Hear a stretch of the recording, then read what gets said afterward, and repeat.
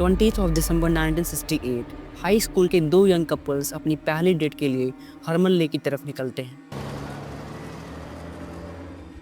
16 साल के बैटी लू जॉनसन और 17 साल का डेविड फ्राडे बहुत ही एक्साइटेड और खुश थे और शायद इस बात से अनजान थे कि कोई उनका बड़ी ही देरी से पीछा कर रहा है। अभी वो हरमन लेक की तरफ जा ही रहे थे, तभी वो नोटिस करते हैं कि कोई गाड़ी उनका बड़ी ही देरी से पीछा कर रही है। उन्हें शक होता है तो वो अपनी गाड़ी को रोड के साइड में पार्क कर लेते हैं, मगर हद तो तब हो गई जब वो पीछा करती गाड़ी भी उनके साथ ही पार्क हो जाती है और उसमें से एक शख्स निकलता है। वो अनजान इंसान उन दोनों को गाड़ी से बाहर आने के लिए कहता है और जब वो बाहर नहीं आते हैं तो वो शख्स उनकी गाड़ी पे कई राउंड फायरिंग करता है, जिससे डर कर वो गाड़ी से बाहर आते हैं और भागने की कोशिश करते हैं, मगर वो भागने में असफल रहते हैं और नोटिस करते हैं कि उनके शरीर में कई गोलियां लग चुकी हैं और उन दोनों की मौत हो जाती है। और इसी घटना के बाद से दुनिया के सामने एक ऐसा सीरियल किलर आता है जो कि अपने सेंचुरी का सबसे खतरनाक किलर रहा था। जी हाँ, हम बात कर रहे हैं ज़ोडिएक किलर की। इस बात में कोई शक नहीं कि ज़ोडिएक किलर एक ऐसा किलर था जो कि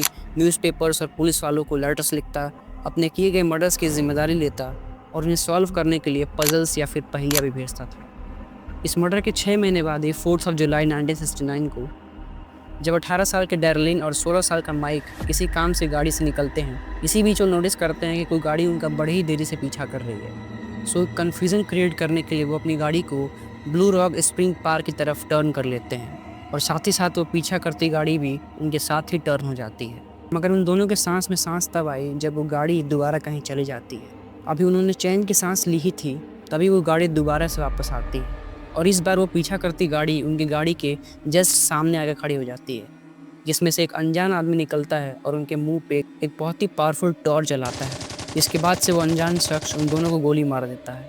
वेल, इस घटना में माइक तो सर्वाइव कर जाता है, मगर अनफॉर्चुनेटली डैरलिन की मौत हो जाती है। इस रात मर्डर हुआ उसी रात तकरीबन 12 बजे पुलिस को एक अननोन नंबर से कॉल आता है और वो कॉल और किसी का नहीं बल्कि ज़ोडिएक का ही था, मगर इस कॉल में ज़ोडिएक कुछ बोलने से पहले ही कॉल को कट कर देता है। इस घटना के 1 महीने बाद 1 अगस्त 1969 को ज़ोडिएक ने कई न्यूज़पेपर्स को लेटर्स लिखे जिसमें उसने अपने किए गए मर्डर्स की जिम्मेदारी ली और उसमें एक इंक कोडेड मैसेज भी भेजा और इसके साथ ही साथ ज़ोडिएक ने एक धमकी भी लिखी कि ये सारी चीज़ें न्यूज़पेपर्स में छप जानी चाहिए। वेल, ये जो इंक कोडेड मैसेज था उसे अगले दिन ही डिकोड कर लिया गया एक सैन फ्रांसिस्को के कपल्स के द्वारा। I like killing because it is so much fun. It is more fun than killing wild game in the forest because man is the most dangerous animal of all to kill.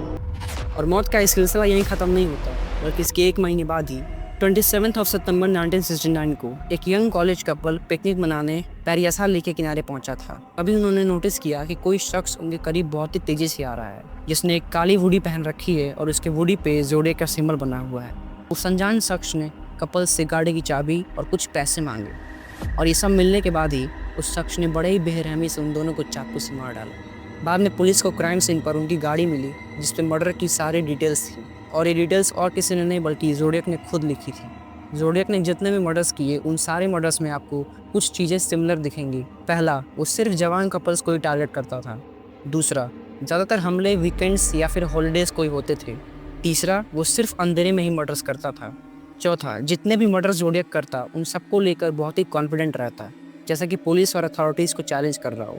पाँचवा, ज़्यादातर murders गाड़ी में किए जाते और इन सारे इस pattern का सीधा मतलब है कि ज़ोडिएक को शायद कपल्स पसंद नहीं थे और शायद ज़ोडिएक को गर्ल्स कुछ ज़्यादा पसंद नहीं थी, यानी कि वो कपल्स को एक साथ देख नहीं सकता था और शायद इसी वजह से ज़ोडिएक ने सारे कपल्स को टारगेट किया। वेल, अपने एक लेटर में ज़ोडिएक ने एक ऐसा रीज़न दिया इन सारे मर्डर्स को लेकर, इसको सुनकर आप भी हंस पड़ेंगे।